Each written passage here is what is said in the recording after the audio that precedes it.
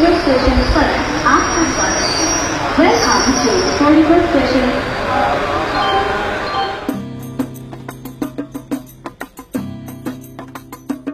സ്വാഗതം. തീവണ്ടി ആപ്പീസിൽ ടേപ്പ് ചെയ്തു വച്ച ആ ഭംഗിവാക്കിന് അർത്ഥം പിറക്കുന്നത് ഇവിടെയാണ്.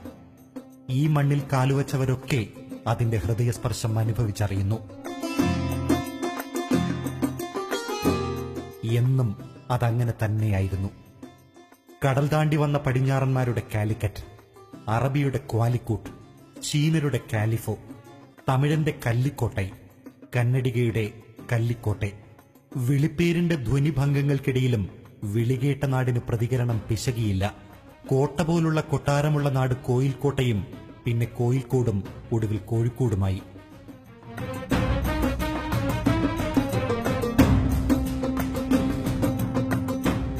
വന്നവർക്കും നിന്നവർക്കുമെല്ലാം അത് നെഞ്ചിൽ കൈവച്ച് സ്വാഗതം മാത്രമോതി. കാരണം അതാണ് കോഴിക്കോടിന്റെ ഹൃദയതാളം. കോഴിക്കോട്ടുകാർക്ക് കോഴിക്കോടിനെ വികസിപ്പിച്ച് വലിയ സാമ്രാജ്യമാക്കണമെന്നൊരു ആഗ്രഹമില്ല. കോഴിക്കോട് ഓട്ടോറിക്ഷക്കാരെ പറ്റി പറയുന്ന പോലെ അത് വേറൊരാളുടെ മുതൽ ഞങ്ങൾക്ക് വേണ്ട. എൻ്റെ സിനിമയിലും പറയുന്നുണ്ട്, നയിച്ചു കിട്ടാത്ത പൈസ നിൽക്കൂല. കോഴിക്കോടിനെ സംബന്ധിച്ചിടത്തോളം ജീവിക്കാൻ സുഖമുള്ള ഒരു ജില്ലയാണ്. കളങ്കമില്ല. എറണാകുളം നോർത്ത് റെയിൽവേ സ്റ്റേഷനിൽ ഇറങ്ങി കഴിഞ്ഞിട്ട് ഞാൻ കോടതിയിലേക്ക് പോകാൻ വേണ്ടിയിട്ട് ഓട്ടോ വിളിച്ചപ്പോൾ അയാളോട് ഞാൻ പറഞ്ഞു മീറ്റർ ഇട്ടോളൂ. അപ്പൊ അയാൾ എന്ന് പറഞ്ഞു മീറ്റർ ഒന്നും വേണ്ട, അത് 30 രൂപ തന്നാ മതി. മതി പോട്ടെ, 30 അല്ലേ. അപ്പൊ ഞാൻ പറഞ്ഞു ഞാനും ഓട്ടോ ഡ്രൈവറാണ്, നമ്മളെ നാട്ടിലൊക്കെ മീറ്റർ ഇട്ട് ഓടാനാണ്. അപ്പൊ അയാൾ എന്നോട് പറഞ്ഞു നിങ്ങളെ നാട്ടില് നിങ്ങൾ എവിടെ സ്ഥലം വെച്ച്? ഞാൻ പറഞ്ഞു കോഴിക്കോടാണ്. നിങ്ങളെ നാട്ടിലെ കപ്പ് കിട്ടാനാണ് നിങ്ങൾ ഓടിക്കുന്നത്. ഞങ്ങളുടെ നാട്ടിലെ ഞങ്ങള് ജീവിതം മുന്നോട്ട് കൊണ്ടുപോകാനാണ് എന്ന് പറഞ്ഞാൽ ജീവിക്കാനാണ് ഓടുന്നത്. അപ്പൊ നമ്മൾ കപ്പിന് വേണ്ടിയിട്ട് എന്നാൽ സത്യസന്ധത കാണിക്കുന്നത് കപ്പിന് വേണ്ടിയിട്ടാണെന്നാണ് അവർ ഉദ്ദേശിക്കുന്നത്.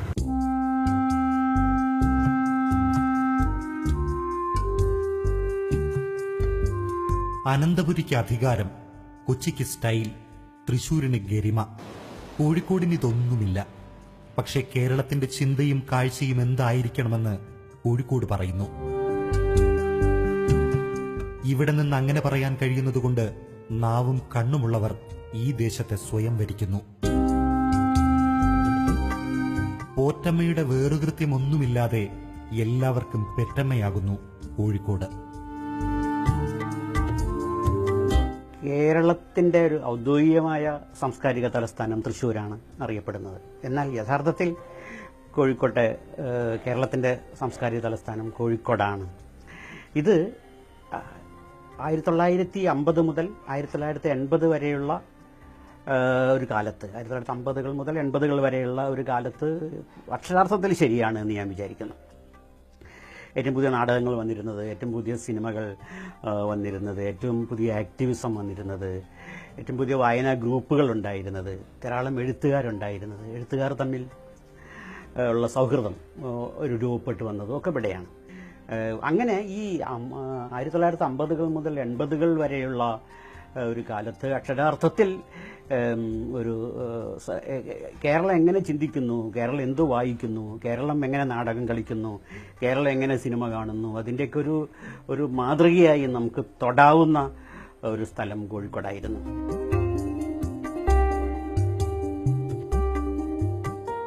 ഒരു ദേശത്തിന്റെ ആത്മകഥയിൽ അധ്യായങ്ങൾക്ക് ഒരേ താളമല്ല.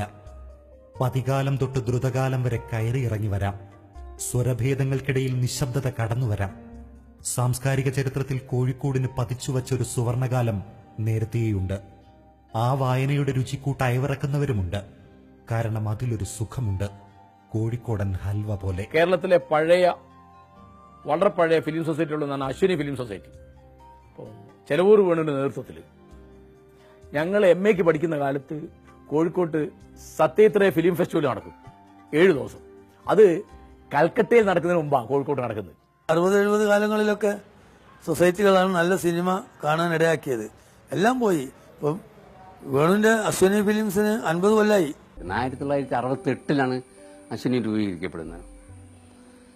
അന്ന് കേരളത്തിൽ ചിത്രലേഖ കഴിഞ്ഞാൽ അശ്വിനിയാണ് തോന്നുന്നു രണ്ടാമത്തെ ഫിലിം സൊസൈറ്റി. അതിൻ്റെ ഇടയ്ക്ക് ഏതെങ്കിലും ഫിലിം സൊസൈറ്റി ഉണ്ടായിരുന്നു എനിക്കറിയില്ല, ഓർക്കുന്നില്ല. ഏതായാലും 68 അശ്വിനി രൂപീകരിച്ചത്. ഞാൻ ഏതാണ്ട് 71-ലോ 71-ലാന്ന് തോന്നുന്നു ആണെന്ന് എൻ്റെ ഓർമ്മ, അശ്വിനിയുടെ സെക്രട്ടറി ആവുന്നത്. ഞാൻ സെക്രട്ടറി ആയതിനു ശേഷം ഞാൻ എൻ്റെ കൂടെ ചിന്തകനും വന്നു. ചിന്തകനും ഞാനും കൂടിയാണ് അതിനെ ഒരു ജനകീയ രൂപത്തിൽ, അതായത് കൂടുതൽ ആളുകളെ മെമ്പർമാരാക്കുകയും 16 സ്ക്രീനിങ്ങോടൊപ്പം തന്നെ തിയേറ്ററുകളിൽ വലിയ സിനിമകൾ പല സ്ഥലത്തു നിന്നും സംഘടിപ്പിച്ചുകൊണ്ട് റേയുടെയും ഘട്ടക്കിൻ്റെയും മൃണാൾ സെന്നിൻ്റെയും ഒക്കെ പടങ്ങൾ സംഘടിപ്പിച്ച് തിയേറ്ററിലാണ് കാണിച്ചിരുന്നത്.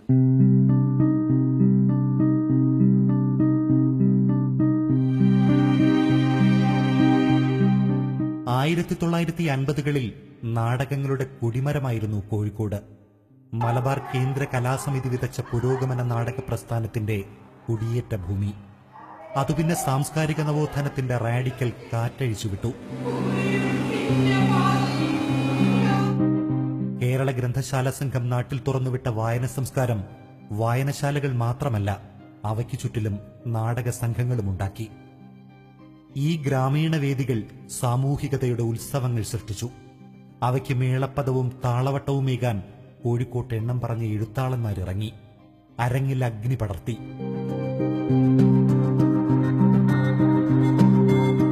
പ്രസവിക്കാത്ത അമ്മയും നിരാഹാര സമരവും കന്യാദാനവുമായി തിക്കൊടിയൻ, കണ്ടംബച്ച കൂട്ടുമായി മുഹമ്മദ് യൂസുഫ്, തറവാടും മടിശീലയുമായി ആലിക്കോയ, തറവാടിത്തവും ജന്മഭൂമിയുമായി ചെറുകാട്, മണ്ണും പെണ്ണുമായി ഉറൂബ്. ഇത് ഭൂമിയാണ് ചുവന്ന ഘടികാരം തുടങ്ങി അരങ്ങിന്റെ ആവേശ പൂത്തിരികളുമായി KT മുഹമ്മദ്. കോഴിക്കോട് സാംസ്കാരിക കിരീടം ഉറപ്പിക്കുകയായിരുന്നു. ദേശപോഷിണി എന്നൊരു വായനശാല. ആ ദേശപോഷിണിയുടെ സൃഷ്ടാക്കളും ഉൽപ്പന്നങ്ങളുമാണ് പല ആളുകളും. ബാലൻ K നായർ, കുതിരവട്ടം പപ്പു തുടങ്ങിയ മാമുക്കോയ തുടങ്ങിയ ഒരുപാട് ആളുകൾ. അപ്പോൾ അതിനു വേണ്ടി നാടകം എഴുതുക, ആ നാടകം അഭിനയിക്കുക. അതിപ്പോൾ കുഞ്ഞാണ്ടി, അല്ലെങ്കിൽ കോഴിക്കോട് അബ്ദുൽ ഖാദർ, കോഴിക്കോട് ശാന്താദേവി, പിന്നെ ഏറ്റവും പ്രധാനപ്പെട്ട സംഗീതജ്ഞൻ MS ബാബുരാജ്, മധുമാഷ് പോലുള്ള നാടകത്തിക ബേബി, അതുപോലെ ശങ്കരപ്പിള്ളയുടെ കുറേ ശിഷ്യന്മാരുണ്ടായിരുന്നു കോഴിക്കോട്. അവർ വലിയ സ്ഥിരം പാറ്റേണിലുള്ള നാടകങ്ങൾ തന്നെ കാണിച്ച് നമുക്ക് ബോറടിക്കും. അതിന് വ്യത്യസ്തമായി PM രാജുണ്ടായിരുന്നു, ജയപ്രകാശ് കുളൂരുണ്ടായിരുന്നു,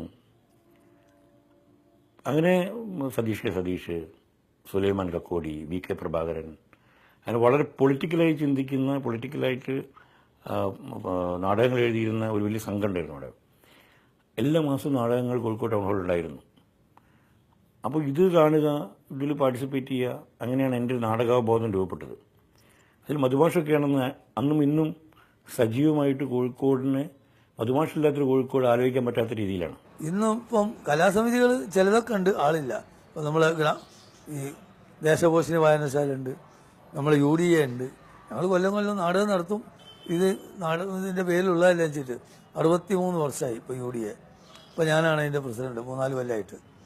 ഒരു കൊല്ലം ഒരു നാടകം നടത്തും. പേരിന് ക്ലബ്ബ് നിലയൊക്കെ ഉണ്ടല്ലോ എന്ന് അറിയിക്കാൻ ക്ലബിൻ്റെതായിട്ടുള്ള ആളുകൾ, എഴുത്തുകാരോ ഈ സംവിധായകരോ അഭിനേതാക്കളോ ഇല്ലപ്പോൾ.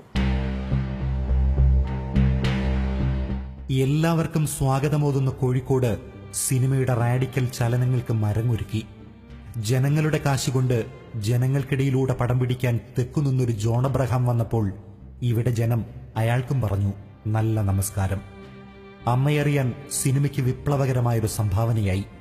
കൊച്ചു സംഖ്യകൾ കൊടുത്ത സാധാരണ കോഴിക്കോടന്മാരുടെ സംഭാവന കൂടിയായി അത് ചരിത്രത്തിന്.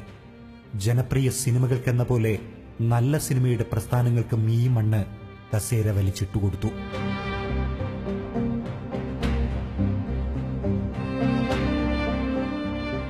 ആളുകളെ സ്വീകരിക്കാനും മനസ്സിലാക്കാനും അവരുടെ സവിശേഷതകൾക്കനുസരിച്ച് അവർ ജീവിക്കാൻ അനുവദിക്കുകയും ചെയ്യുന്നത്. അതുകൊണ്ടാണ് ജോണും അയ്യപ്പനൊക്കെ കോഴിക്കോട് ആശ്രയം വന്നത്. പലപ്പോഴും ഏറ്റവും കൂടുതൽ ജോണിന്റെ തട്ടകമായിട്ട് കണ്ടത് കോഴിക്കോട് തന്നെയാണ്. ഇവിടുന്നാണ് ലാസ്റ്റ് പടം തുടങ്ങുന്നതും ഇതാക്കണമൊക്കെ. അമ്മ അറിയാൻ ജോണിന്റെ ഒരു പടം ഉണ്ടായിരുന്നു, അഗ്രഹാരത്തിൽ കഴുത. അതെവിടെയോ കളിച്ച ആൾ കാണാതെ പോയപ്പോൾ പിന്നെ ഇവിടെ ഈ ചെലവൂർ വേണുവിന്റെ അശ്വനി ഫിലിംസ്, അത് വീണ്ടും ഇവിടെ ആ ഫിലിം സൊസൈറ്റിന്റെ പേരിൽ വീണ്ടും കളിപ്പിച്ച്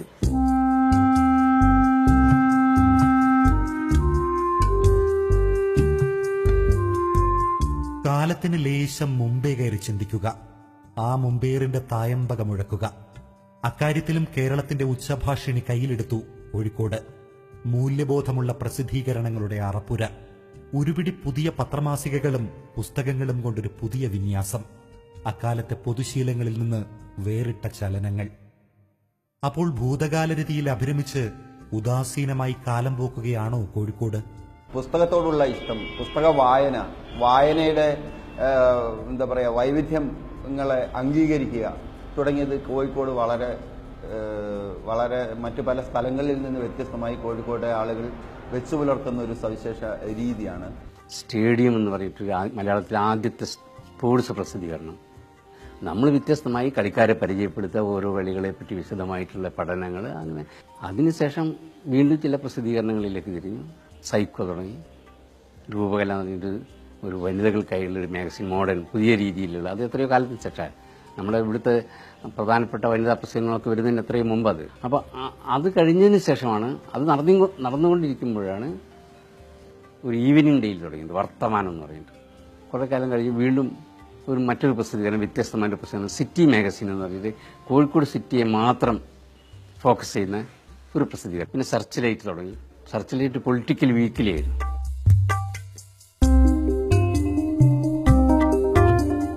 പത്തൊൻപതാം നൂറ്റാണ്ടിൽ കേരള പത്രികയും പിന്നെ ഭാരത് വിലാസവും കേരള സഞ്ചാരിയുമായി തുടക്കം. മാതൃഭൂമിയും ദേശാഭിമാനിയും ചന്ദ്രികയുമൊക്കെ നങ്കൂരമിട്ടു. 1990കളിൽ പുതിയ ചലനങ്ങൾക്ക് പുതിയ വേദികൾ. മാധ്യമം, വർത്തമാനം, തേജസ്, സിറാജ്. മാതൃഭൂമിയുടെ അടിസ്ഥാന ഘടകം തുടങ്ങിയ സ്ഥലം എന്നുള്ളത് മാത്രമല്ല, മാതൃഭൂമിക്ക് ജന്മം നൽകിയ സ്ഥലം എന്നത് മാത്രമല്ല,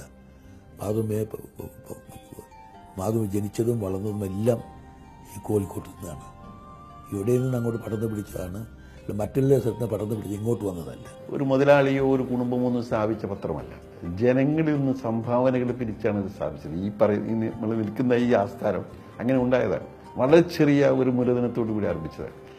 അപ്പോഴൊക്കെ മനസ്സിലുണ്ടായിരുന്നത് ഇതാണ്, എല്ലാവർക്കും സ്വീകാര്യമായ, എന്നാൽ എല്ലാ തിന്മകളെയും ആരും കണ്ടാലും എതിർക്കുന്ന ഒരു സ്വഭാവം അത് സ്വീകരിക്കണം. ഒരു കള്ളി തിരിച്ച് വേർതിരിച്ച് അതിലേക്ക് മാറ്റുന്നതിന് പകരമായിട്ട് എല്ലാവർക്കും എഴുതാനും എല്ലാവർക്കും ആസ്വദിക്കാനും എല്ലാവർക്കും വിമർശിക്കാനും ഒക്കെയുള്ള അവസരം ഒരുക്കുന്ന ഒന്ന് എന്നാണ്.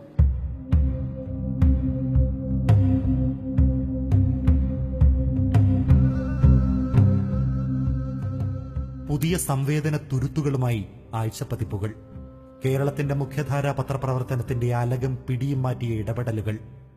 മുഖ്യധാരാ ഭാവുകത്വത്തിന് അതൊക്കെ സ്വരഭേദമുണ്ടാക്കിയപ്പോൾ ദുർമുഖം കാട്ടി ഇടഞ്ഞവരും സ്വയം അറിയാതെ മാറ്റങ്ങൾക്ക് വിധേയരാവുകയായി. അതിരിലേക്ക് ഒതുക്കിയിട്ട പ്രമേയങ്ങൾ ഈ കോഴിക്കോടൻ മാധ്യമങ്ങൾ ഉയർത്തിയെടുത്തപ്പോൾ മറ്റുള്ളവർക്കും അതിനൊക്കെ ഇടം കൊടുക്കാതെ നിവൃത്തിയില്ലെന്നായി.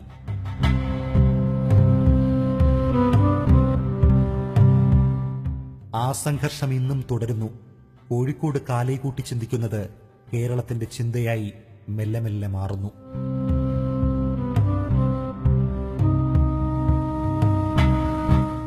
മിഠായി തെരുവ് എന്നൊക്കെ പറയുന്നത് തന്നെ ഇന്ത്യയിലെ തന്നെ ഒരു സങ്കര സംസ്കാരത്തിന്റെ പ്രതീകമാണ് എന്ന് പറയാവുന്ന രൂപത്തിലേക്ക് മാറുകയും ചെയ്ത ഒരന്തരീക്ഷമുണ്ട്.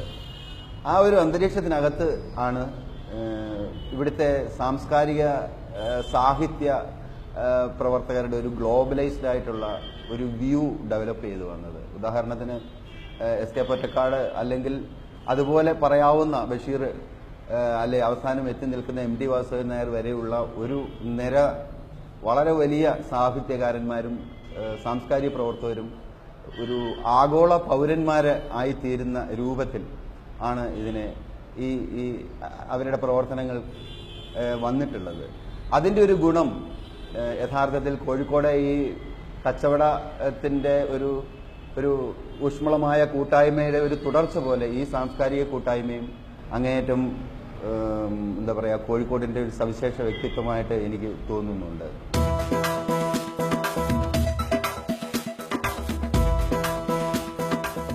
ഒരു ദേശം അഭിരുചിയുടെ കൂടാരമാകുന്നത് അടിസ്ഥാനപരമായ ഒരു രുചി താൽപര്യത്തിന്റെ രസന കൊണ്ടാണ്. ഭക്ഷണം.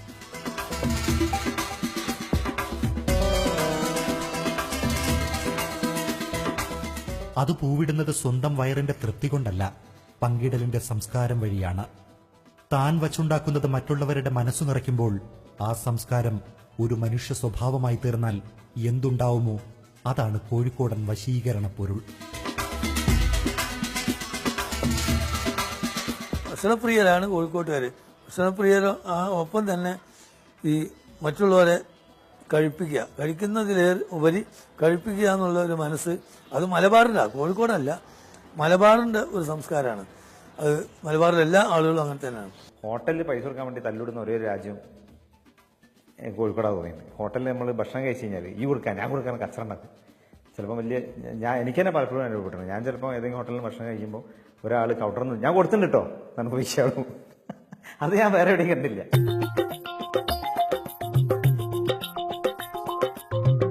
സംശയം വേണ്ട, രുചി വഴിയാണ് കോഴിക്കോടിന്റെ ഹൃദയം. അതേ വഴിക്കാണ് ഈ ദേശം മനുഷ്യഹൃദയം കവരുന്നതും.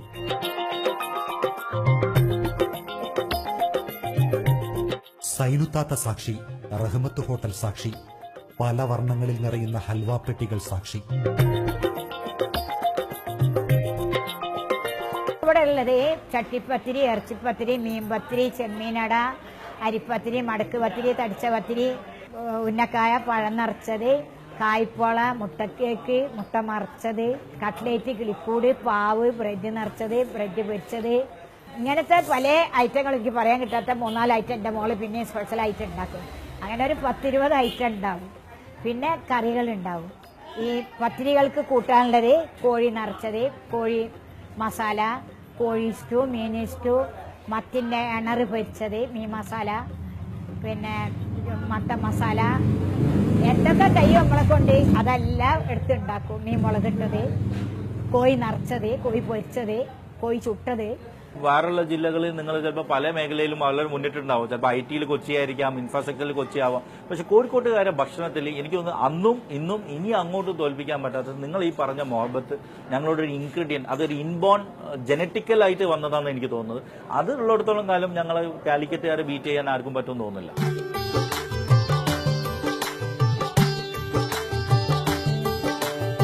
മനുഷ്യന്റെ രസചേതനകളിലേക്കുള്ള നാട്ടുവഴി, അതാണ് കോഴിക്കോടിന്റെ സർവാശ്ലേഷിയായ പെരുമാറ്റത്തിന്റെ രഹസ്യം.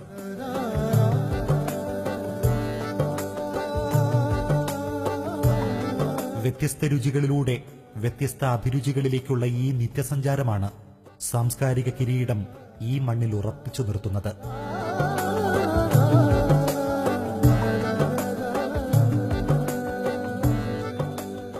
തലമുറ തലമുറയായി കാത്തുപോറ്റുന്ന ഈ അധ്വാനം കോഴിക്കോട്ടുകാർക്കൊരധ്വാനമേയല്ല. ഇഷ്ടമുള്ള പ്രവൃത്തി ഇഷ്ടം പോലെ എടുക്കുമ്പോൾ അതൊരധ്വാനമാവുന്നില്ല. പുതിയാപ്പിള സൽക്കാരം നടന്ന ആദ്യ രാത്രി വീട്ടിൽ കൂടിയാൽ പിറ്റേന്ന് രാവിലെ ചായക്ക് അവരെ സ്നേഹിതന്മാരുണ്ടാവും. അപ്പോൾ അന്നത്തെ രാവിലത്തെ ചായ ഒരു സ്പെഷ്യലാണ്. ഒരു 5-6 ഐറ്റംസ് മറ്റേ കറികളും പത്തിരികളും ഒരു 5-8 ഐറ്റം പിന്നെ പലഹാരങ്ങളും ഇതൊക്കെ വെച്ചിട്ട് അവരെ സ്നേഹിതന്മാരും എല്ലാവരും ഒന്നായിട്ട് പെണ്ണുങ്ങളും ആണുങ്ങളും ഒക്കെ ഉണ്ടാവും. അങ്ങനത്തെ ഒരു പലഹാരം ഒരുക്കലാണ് രാവിലത്തെ ചായ. അന്യന്റെ മനസ്സറിഞ്ഞ് ആ മനസ്സു നിറയ്ക്കുന്ന മനോഭാവമാണ് എല്ലാത്തരം അഭിരുചികളെയും ഊട്ടിപ്പോറ്റുന്ന സംസ്കാരമായി പന്തലിക്കുന്നത്. അതുള്ളിടത്തോളം സാംസ്കാരിക കിരീടം കോഴിക്കോടിന്റെ ശിരസിൽ ഭദ്രം. അതിന്റെ പുലർച്ചയ്ക്കുള്ള ഈണവും ഭാവവും മാറിവരാം, ശ്രുതിക്കട്ടയൊന്ന് മാറ്റി പിടിച്ചെന്നു വരാം. പക്ഷേ സ്ഥായീ താളം എന്നും ഒന്നു തന്നെ, ഹൃദയതാളം. മാമ്പൂവും തിന്ന് ഓരോരോ മോഹത്തിൻ തേൻ പഴം ഓടിക്കളിച്ചതും പാറി പറന്നതും ഒന്നായി കണ്ണീരും നീ